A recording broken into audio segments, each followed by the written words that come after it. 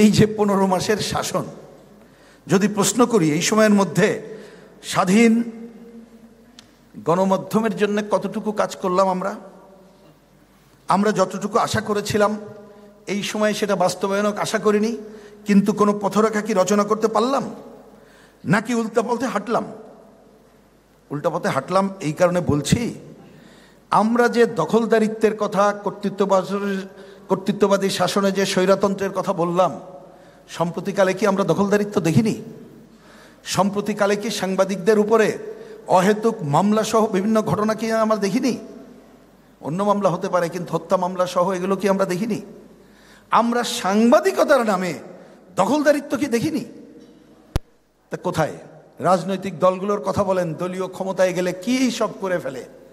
এই যে তত্ত্বাবধায়ক সরকার, সে আমলে কি হলো?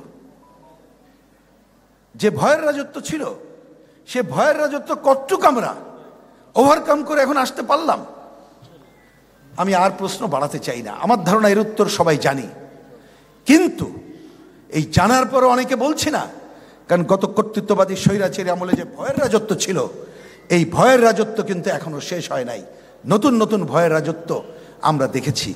আমার ধারণা এই সংস্কার কমিটি যখন আলোচনা করে, তখন মব সন্ত্রাস তাদের মাথায় ছিল না। রাজনীতিতে ধর্মের ব্যবহার এবং তার যে ভয়াবহ রূপ, এটা বোধহয় তাদের মাথায় ছিল না, যার জন্য হয়তো অনেক কিছু তারা করেনি। আমি আলোচনা না বাড়িয়ে শেষে এটাই বলি, এই আলোচনার মধ্যে অনেক পজিটিভ কথা আছে, আমি সময়ের জন্য সেদিকে যাই না। শিয়া বাটার ও ভিটামিন ই সমৃদ্ধ লিলি বিউটি সোপ, তারুণ্যময় উজ্জ্বল ত্বকের জন্য। রিমার্ক, এক্ষেত্রে যেমন বাধা কি কি, আমি রিপোর্টে এটা যেটা দেখেছি, আইনগত বাধা, প্রাতিষ্ঠানিক বাধা, আর্থিক বাধার কথা বলা হয়েছে, আইনগত প্রাতিষ্ঠানিক সংস্কার, মালিকানার কাঠামো পরিবর্তনের কথা বলা হয়েছে, গণতন্ত্র, আইনের শাসনের কথা, এগুলো কিন্তু বলা হয়েছে ওই রিপোর্টে। এখানে যেমন একটা গুরুত্বপূর্ণ জায়গা আমি দৃষ্টি আকর্ষণ করি, আমাদের সংবিধানকে উল্লেখ করে আমাদের চিন্তার স্বাধীনতা এবং সংবাদপত্রের স্বাধীনতা কিন্তু বলা আছে। জাতীয় নিরাপত্তার প্রশ্ন তুলে যেভাবে কণ্ঠরোধ করার কথা বলা হয়, সেটাও বলা আছে কেবলমাত্র যুদ্ধ পরিস্থিতি ছাড়া যেন অন্য জায়গায় আমরা এটাকে প্রশ্ন না করি। তাহলে এই পজিটিভ দিকগুলো তো আছে, সুতরাং এই পজিটিভ দিকগুলোর সাথে আমরা ঐক্যমত্য পোষণ করছি।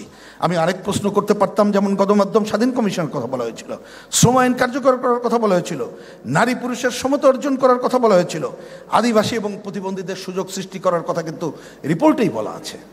তাহলে আমাদের করণীয় অনেক কিছু কিন্তু করে দিয়েছে, সুতরাং সেইটার সাথে সহমত পোষণ করি। এখানে মালিকানা, সাংবাদিকতা সুরক্ষা আইন, স্বাধীনতার জন্য আইন সংস্কার, সংবাদপত্র শিল্পের জন্য সুপারিশ, এগুলো আমরা আফোল্ড করি। আমাদের পার্টি এবং বামপন্থার দিক থেকে আমরা নিশ্চয়ই আগামী নির্বাচনে এগুলো আমরা অঙ্গীকার ব্যক্ত করব এবং সেটা করব। আমি শেষ কথা বলে এটা শেষ করি, যত কথাই বলি না কেন, ওই যে কথা আছে, মিষ্টি কথাই তো চিড়ে ভেজে না। তাহলে গণমাধ্যমকে আমরা রাষ্ট্রের স্তম্ভ হিসাবে কোথায় নিয়ে যাব, এই সুনির্দিষ্ট অঙ্গীকার আমাদের মধ্যে যেতে হবে।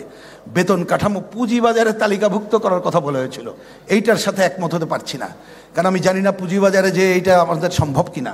সুতরাং এটা মনে হয় আমাদের চাকরির বিধিমালা, নিরাপত্তা, বেতন নিশ্চিত করা এবং হয়রানি, এই সমস্ত দূর করেই আমাদের সাংবাদিকতার, গণমাধ্যমকে গণচরিত্র ঠিক রেখেই তারা যদি আগায় যাওয়ার কাজটা আমরা যেমন রাজনৈতিক কর্মী হিসাবে আমাদের দলের অঙ্গীকারে ব্যক্ত করব, যারা ক্ষমতায় যাবেন তাদের সাথে কথা বলবো। একই সাথে আমি আহ্বান জানাবো, আসেন আমরা সবাই মিলে আমাদের কণ্ঠকে সোচ্চার করেই আমাদের এই অধিকার আদায় করি।